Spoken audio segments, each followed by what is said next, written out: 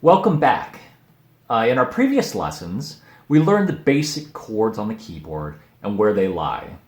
And we learned how to rhythmically play them to make music. In this lesson, we'll learn about the stacking of a chord. Up to this point, we've played our chords in first position to simplify the way in which our brain can understand how a chord works. What we'll do in this lesson is begin to look at chords from a bigger picture, so we can simplify our playing and be positioned to start adding melody to our playing. So when you look at a C major chord, it's made up of the C, the E, and the G notes.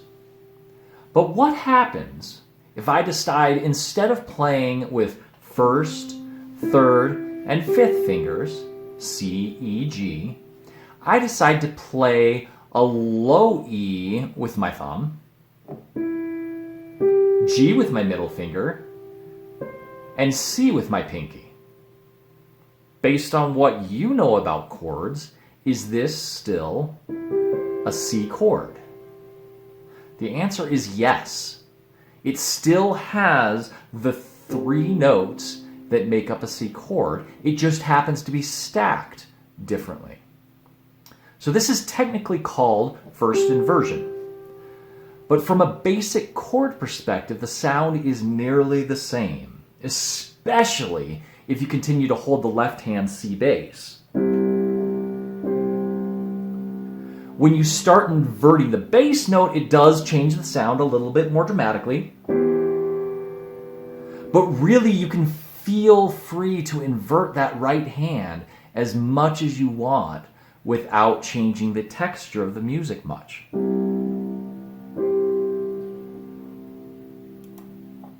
So why would you want to do this or know that? Let's take a simple chord pattern common in popular music, the 1-4-5-1 chord progression.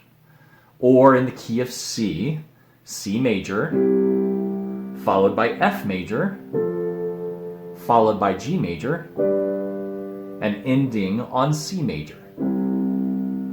If I play the chords with the root stacking, this is how it looks.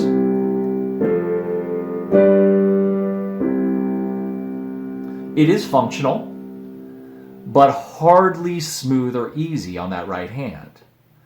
But if I change F to second inversion, dropping the C note to the thumb, suddenly I get the exact same chord without having to move my hand. So from C,